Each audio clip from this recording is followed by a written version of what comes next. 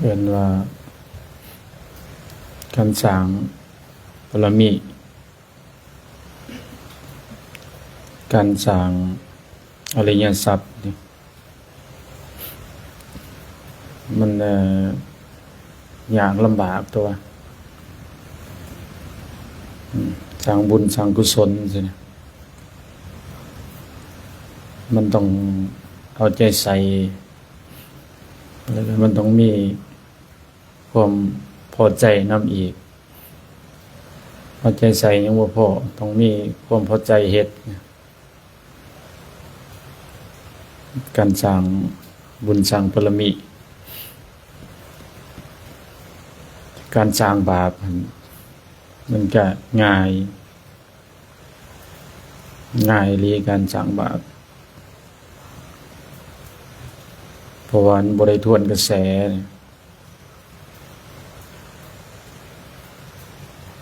มันบ่ได้ทวนมันอยู่ข้างล่างมันอยู่หลุมแต่อริยทรัพย์แต่ปรมีเนี่ยมันอยู่ข้างเทิงซั่นเมื่อเฮาสิขึ้นไปข้างเทิงเนี่ยมันต้องมีการก้าวขึ้นนะสิขึ้นเฮือนขึ้นศาลก็ต้องมีขั้นใดมีการก้าวขึ้นแต่ในการก้าวขึ้นในการย่างการเดินของเฮามันต้องมีความพอใจแล้วก็มีการใส่ใจภาษามันสิตกมันสิเมินมันสิเป็นต่างๆนานาซั่นนะการนักบวชการถือเพศสมณะของสมณะหรือว่าเพศพรหมจรรย์จังซี่มันแห่งลำบากพระพุทธเจ้าเป็นอุปมาอุปไมยเหมือนเฮาย่างเฮาเดินอยู่ในคมบาทคมมีดเนี่ยสังเกตผู้ที่อยู่ในเพศสมณะพรหมจรรย์เฮาเฮ็ดเลาะๆแหละๆเฮ็ดเป็นตะปุดตะแปดเป็นอิหยังเคินว่าบ่เฮาก็ได้แบบเฮาเฮ็ดนั่นล่ะขอรอแค่แลบอกภาษานะว่าดีบ่ดีอย่างในคมดาบสิมันมีดบาดหรือว่าสิตกลงการย่างแบบสี่นี่มันต้องสติสำคัญสติโลกัสสมิงสากโลเพิ่นว่าหรือว่าสตินิวรเตสังนิวรณังสติเป็นเครื่องกันกระแสของโลกสติเป็นเครื่องกันนิวรธรรมนิวรณ์สิ่งสกัดกันเฮ็ดให้เฮาราษาเฮ็ดให้เฮาผิดพลาดเฮ็ดให้เฮาแบบว่ายืดเยื้อยาวไปอีกนะฉะนั้นเพิ่นก็ได้ว่ามันต้องใส่ใจอีหลีในการสิเฮ็ดแล้วก็เสียสละอีหลีตั้งมกตั้งใจอีหลีซั่นนะหาได้ยากคนที่จะมาประพฤติปฏิบัติคือการรักษาพรหมจรรย์สินะการที่จะหนีออกจากทุกข์สินะหาได้ยากส่วนหลายมันจะไหลลงที่ต่ำไหลกว่าคือไหลลงที่ต่ำจังได๋ครูบาอาจารย์หรือว่าพระอานนท์ไปถามพระพุทธเจ้าหรือว่ามีผู้ใดนำไปถามพระพุทธเจ้าระหว่างคนที่ตายแล้วเขาสิไปตกนรกกับสวรรค์ไปตัวใดมันหลายกว่ากันเนาะท่านก็ได้สมเทียบ เพิ่นบอกว่าให้สังเกตเบิ่งว่าในตรงงัวนี่นะระหว่างคนงัวกับเขางัวตัวใดมันหลายกว่ากันเพิ่นสมเทียบนะเพราะว่าเป็นหยังเพิ่นจึงเอางัวเป็นอุทาหรณ์หรือว่าเป็นสิ่งที่สมเทียบหรือเป็นตัวอย่างได้ดีเพราะว่าส่วนงัวมันหลายช่วงพุทธกาลแม้แต่เกียนเป็นยกสมเทียบเรื่องธรรมจักรสิการหมุนหล่อกงของธรรมจักรเหมือนกันยังเอาหล่อของงัวเกียนที่งัวมันแก่นะมาสมเทียบการหมุนชีวิตของคนมันก็เป็นอย่างนั้นเป็นวงจรของคนก็เป็นอย่างนั้นหมุนกลับไปกลับมาอยู่เรียนว่าสังสารวัฏเวียนตายเวียนเกิดอยู่มันสมเทียบซะมันก็ได้สมเทียบได้ง่ายยกตัวอย่างได้ง่ายบัดนี้ระหว่างคนไปนรกกับไปสวรรค์ตัวใดมันหลายกว่ากันในงัวตัวหนึ่งเขางัวแล้วคนงัวแน่นอนมันก็ต้องคนงัวหลายกว่าเมื่อคนงัวหลายกว่านั่นแหละเกินว่าคนเฮามันมักทำตามใจตัวเองตามอารมณ์ตัวเองตามความคิดตัวเองซั่นนะบ่อยากทวนกระแสบ่อยากฟื้นใจบ่อยากคัดใจบ่อยากข่มใจบ่อยากเอาตัวเองพ้นจากทุกข์มันก็ได้ตกที่ต่ำไปเรื่อยๆเพราะว่าเฮาเฮ็ดตามใจตามอารมณ์คันเว้าภาษาน่ะว่าเฮ็ดตามสันดานภาษาตลาดสันดานมันเคยชินมันเฮ็ดแบบใดมันก็เฮ็ดแบบเดิมๆซ้ำๆซากๆคือเก่าเฮ็ดคือเก่าซั่นละตายเกิดคันว่าการกระทำการประพฤติหรือว่าสันดานก็คือเก่านิสัยคือเก่าคนก็ได้เขาก็ได้ว่าสันดานจังสั่นนะกันสิว่ามันเป็นคำหยาบหลายสันดานสัตว์นะแต่ว่า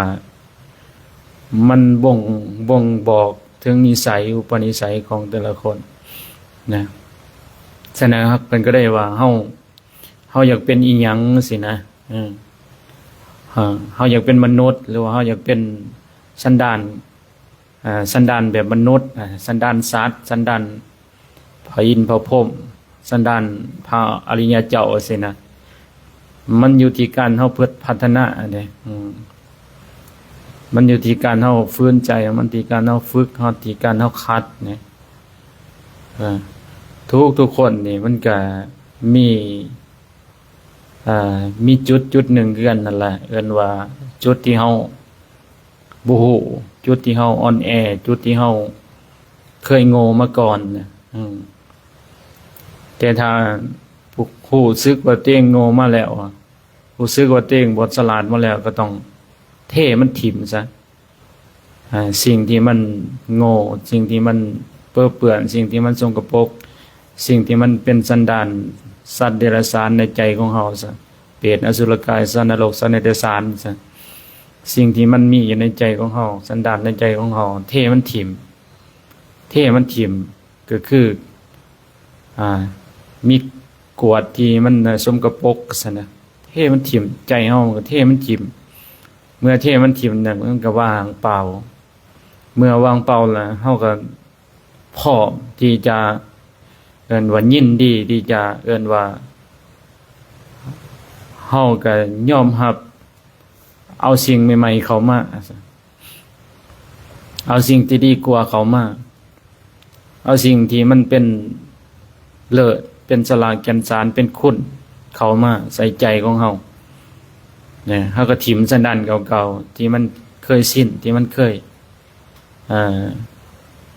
ยเป็นมาก่อนเฮาก็ค้นคว้าเอาสิ่งที่มันเป็นประโยชน์แก่เฮาสินะนี่แหละเกินว่าเฮาเป็นการพัฒนาเฮาอยากเป็นพัฒนาอยากเป็นอีหยังก็ได้พระพุทธเจ้าเพิ่นก็ได้ว่าเป็นการสร้างกรรมใหม่บ่แม่นว่าสุดแล้วแต่กรรมแต่เวท สุดแล้วแต่มีแต่ว่าสุดแล้วแต่เนี่ยมันบางคนมันเกินว่า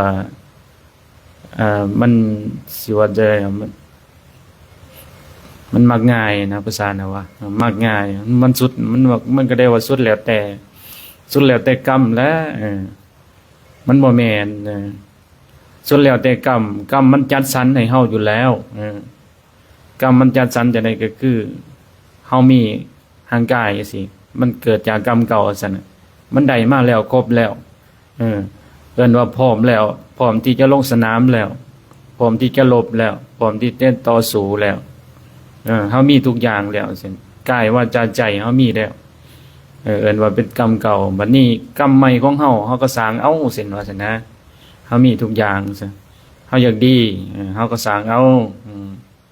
เฮาอยากสัวเฮาก็สร้างเอาเฮาอยากเป็นอีหยังเฮาก็สร้างเอาเอิ้นว่าสร้างตอนใดล่ะสร้างในปัจจุบันนี่ล่ะในปัจจุบันขณะสิเนี่ยตัวอย่างว่าเฮามีจิตใจเฮามันเป็นแบบใดมันคิดบ่ดีเฮาก็ละมันในขณะนี้ตอนมันคิดบ่ดีนี่แหละละมันแล้วมันก็เบิดไปมันก็ดับไปนั่น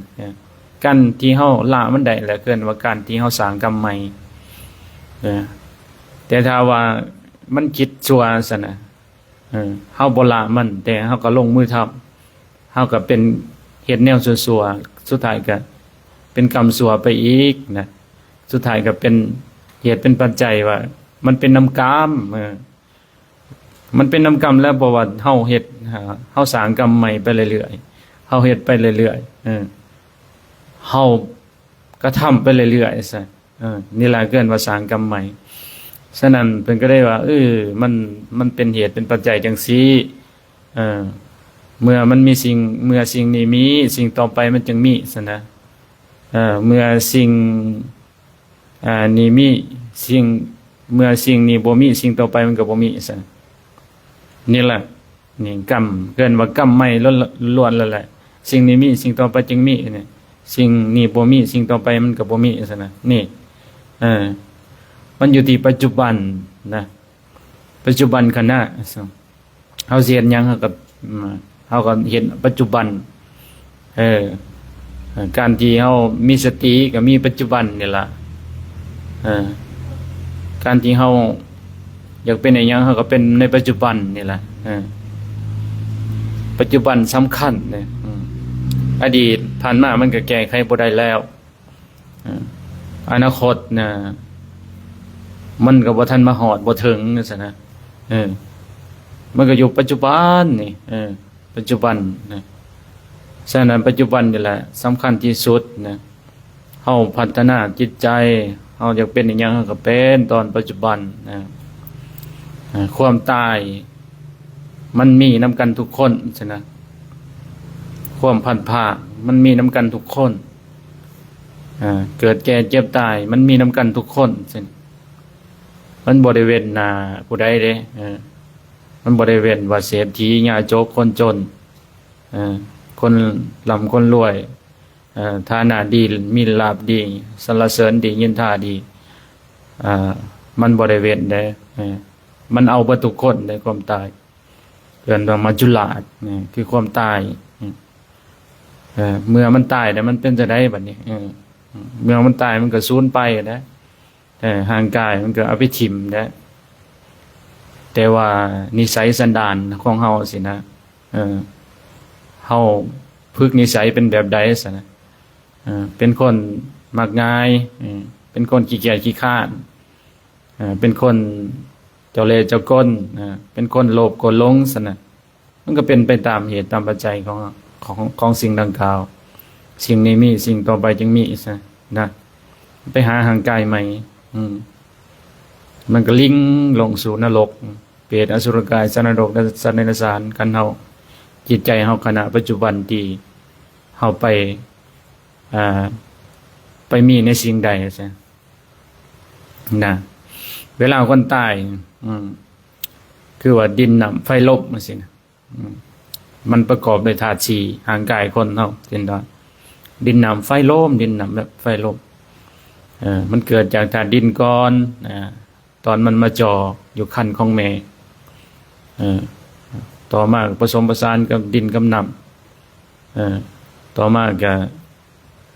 แล้วก็มีธาตุไฟมีความอบอุ่นขึ้นมาต่อมาขอดออกมาก็หรือว่าอาศัยลมหายใจน้ำแม่ซะมันก็ได้เกิดจากดินน้ำไฟลมบัดเวลามันตายมันจะกลับกันเนี่ยธาตุมันจะออกก่อนก็คือธาตุลมเบิ้ลลมก่อนจังไฟแล้วก็น้ำแล้วก็ดินเวลาไฟกับน้ำกับอันนั้นมันออกมันก็เหลือแต่กระดูกมันก็เหลือแต่ซากพังเปื่อยลมหายใจเบิดมันก็2-3 วันมันก็ขึ้นอืดขึ้นพองมันก็ไข้เป็นว่าเมื่อมันไข้นะมันก็แตกเมื่อมันแตกนอนยังมันก็มาจื้อเมียงวันมาขี่ใส่หรือพยาธิอยู่ในมันก็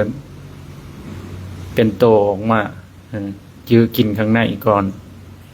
กินยินแล้วมันก็เป็นว่าโตพยาธิพยาธิแม่ท้องภาษานั่นเนี่ยมันก็ขยายฟันออกมากับผสมกับประสานกับขี้แมงวันขี่ใส่เป็นนอนแมงวันเขียวหลังจากนั้นมันก็ไหลน้ำไหลออกน้ำไหลออกมันก็เปื่อยเป็นดินเป็นหยังเมื่อก่อนเฮากลับคืนสู่ธรรมชาติสิมีอีกหยังสังเกตเบิ่งเฮาเบิ่งความรู้สึกของเฮาเบิ่งจิตใจของเฮาเนี่ยมันเป็นกระแสพลังงานอันหนึ่งขณะปัจจุบันที่เฮาใจเฮามันเป็นอีหยังเนี่ยนั่นแหละสถานที่เฮาจะเกิดนั่นแหละภพภูมิที่เฮาจะไปสารสลามรณะของเฮาเพิ่นก็ได้สมเทียบว่าเป็นธรรมจักรเป็นการหมุนกงล้อหมุนไปหมุนมาหรือว่าจังหนึ่งก็ว่าสิ่งนี้มีสิ่งต่อไปจึงมีหรือว่าอีกว่าระบบปฏิจจสมุปบาทอวิชชาสังขารวิญญาณสัญญาตนะได้แก่เวทนาตัณหาอุปาทานสลามรณะภพชาติ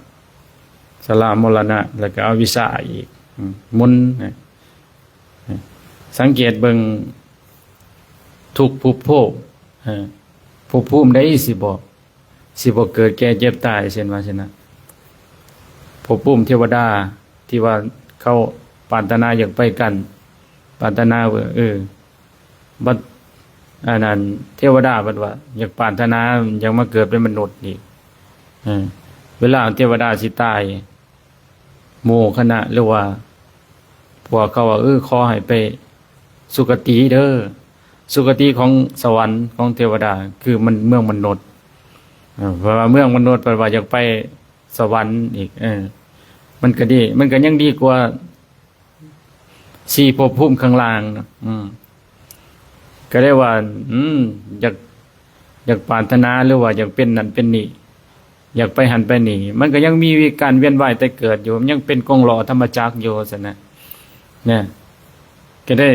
ผู้เพิ่นพิจารณาผู้เพิ่นเห็นโทษจังซี่นะสิเป็นอีหยังก็สร้างสิไปอยู่ไสก็สร้างเพิ่นก็ได้บ่เอาซั่นนะบ่เอาภพภูมิดังกล่าวบ่เอาสิ่งดังกล่าวเพิ่นจะมุ่งหมายคือความหลุดพ้นนะคือความถอนหากถอนโคนของอวิชชาตัณหาที่มันพาให้เฮาเป็นกงล้อพาให้เฮาสิ่งนี้มีสิ่งต่อไปจึงมีซะคือบ่เอาทุกอย่างแล้วก็บ่เกิดแล้วก็บ่เป็นอีหยังซั่นน่ะก็ได้ปฏิบัติออกจากเพื่อความอยากมีอยากเป็นเอาละหันก็บ่อยากเป็นนะบ่เป็นนะโสดาบันก็บ่เป็นอีหยังพอดีนะนี่แหละผู้ปฏิบัติมันจังสิบ่มีทุกข์คันเป็นในนั้นมันก็ทุกข์นำอีนั่นเป็นอีหยังมันก็จะทุกข์นำอีนั่นนะมันธรรมะมันของละเอียดจิตใจมันเป็นของละเอียดซะนะ ผู้ที่เพิ่นปฏิบัติลึกๆเพิ่นสติปัญญาเพิ่นดีเด่นคือพ่อแม่ครูบาอาจารย์เพิ่นสติปัญญาเพิ่นดีคือพระพุทธเจ้าสติปัญญาเพิ่นดีเพิ่นฮู้ละเอียดกว่าพวกเฮาสินะเพิ่นฮู้การหมุนของกองล้อธรรมจักรเนี่ยเพิ่นฮู้เป็นจังซี่นะในโลกในจักรวาลหรือว่าในสิ่งต่างๆ31ภพภูมิต่างๆมันเป็นอย่างซี่มันเกิดจากเหตุจากปัจจัยมันเป็นอย่างซี่นะเราต้องเข้าใจฉะนั้นการฝึกเนี่ยการปฏิบัติการข่มใจการพัฒนาหรือว่าการสร้างสตินี่แหละเป็นสิ่งสำคัญนะสตินี่แหละคือเพื่อนกัลยาณมิตรที่ดีให้เฮาสตินี่แหละเป็นเนื้อพอของพอเป็นเนื้อคู่เป็นเนื้อสิ่งเป็นทุกสิ่งทุกอย่างให้เฮาสติถ้าเรามีสติแล้วมันก็สุดยอดโลดนะเอิ้นว่าสติคือแก่นธรรมสตินี่แหละสิพาเฮาหลุดออกจากสมมุติสิ่งทั้งหลายทั้งปวงสิ่งที่เฮาเห็นสิ่งที่เฮายึดติดสิ่งที่เฮาคิดว่ามันเป็นสลากแก่นสารที่โลกที่สังคมเขาแบ่งแลนวิ่งเต้นคนควยหาซะนะเฮาสิหลุดออกจากสิ่งดังกล่าวเอิ้นว่าหลุดออกจากสมมุติแล้วก็ได้เป็นวิมุตติแล้วก็ปฏิบัติเพื่อหลุดพ้นแล้วก็เพื่อบ่อยากมีอยากเป็นบ่อยากเป็นอีหยังซะนะแต่มีแต่นั่งเบิ่งมันเจ็บมันปวดมันเป็นจังซั่นมันเป็นจังซี่บ่เข้าไปอยู่ไปเป็นมันก็เป็นสภาวะธรรมชาติของมันจังซั่นมันก็เป็นสภาวะอาการของมันจังซั่นมันอยากมันก็เป็นสภาวะอาการของมันจังซั่นกินใจมันก็เศร้าถ้ามันปวดขานั่นมันก็เฮาก็พลิกแต่ว่าคันอย่างเมื่อบาดบ่ได้สังกะรีตับอดเอายินบ่มันอยากกิ้งก็อดเอาเนี่ยนี่เดินว่าแต่ละคนมันก็มีนิสัยหรือว่าจริตหรือว่าเป็นธรรมชาติของเขาจังซั่นเป็นจังซั่นแหละบัดนี้แต่ละคนมัน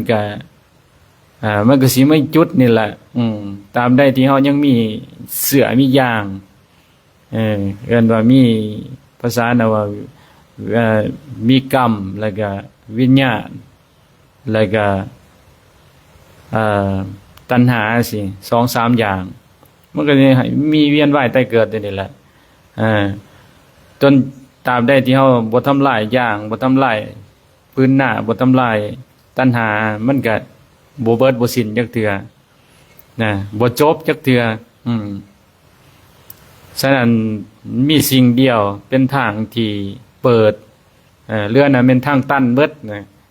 คือทางที่เปิดคือทางพระพุทธเจ้าสิแหละมาปฏิบัติขัดเกลาเจ้าของเองจังซี่แหละจนกว่ามันจะเบิดจนกว่ามันจะบ่เกิดนี่นี่แหละที่สุดของที่สุดก็คือเนื้อสมมุติซั่นนะถอนหักถอนโคนกันเฮือนก็ค่อยฮู้แล้วแหละเจ้าสร้าง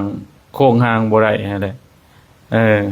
สร้างเฮือนสร้างซ่านให้ค่อยบ่ได้แล้วแหละก่อภพก่อชาติให้ค่อยบ่ได้แล้วแหละพุ่นได้เรื่องจังซี่นะจิตที่ว่ามันปรุงแต่งจิตที่ว่ามันเป็นจังซั่นจิตที่ว่ามันเป็นจังซี่นั่นแหละนะทุกคนมันก็ต้องเป็นจังซี่แต่ว่าเฮาก็ปล่อยเขา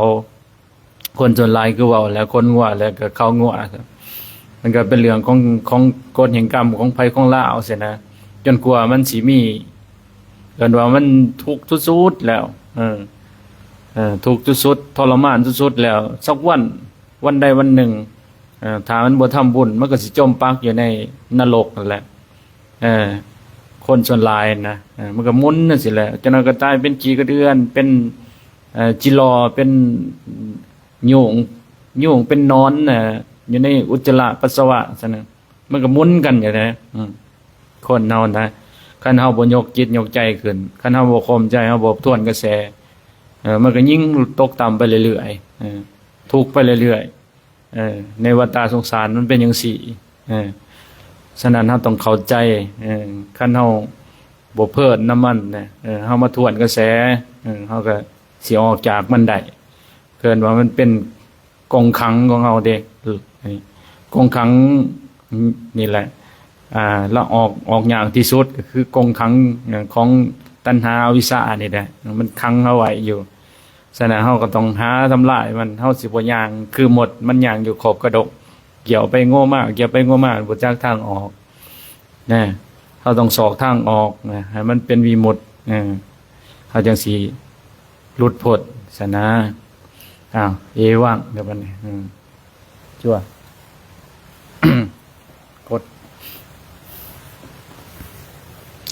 พร ยะถาวะริวหาปุระปริปุเรนติสักครังเอวเมวะอิโตทินังเปตนังอุปกาปติเยสิตังปฏิตังตุมังคิปะเมวะสเมสันตุสัพเพปุเรนตุสังคปาอันโดปนะระโสยะถามณิโสติระโสยะถาวิวัสสันตุสัพพะโรโควินาสันตุมาเตภวันวันตารายโยสุขีติกายุโกภวะอาภิวันธนาสิริสาเนจังวุฒาวจายโนสันตโรธรรมวัฏันติอายุวันโนสุขังภารังอายุโทภระโตติโรวันนะโทปฏิภาณโตสุขังสันตันธเมทาวิโสขังโสอธิคาสติอายุทัตวะปรังวันนังโสขังจาปฏิภาณโตทิขันยุญญาสวะโหติยัตตาญัตุปปัสสติติภาวันตุสัพพมังคารังรังขันตุสัพพเทวตา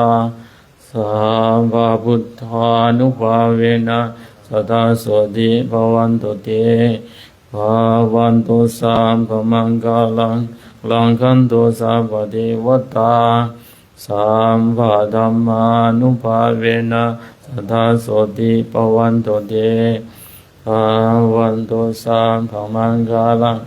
รังขันตุสัพพเทวตาสังฆสังฆานุภาเวนะสัทธาโสติภวันตุเต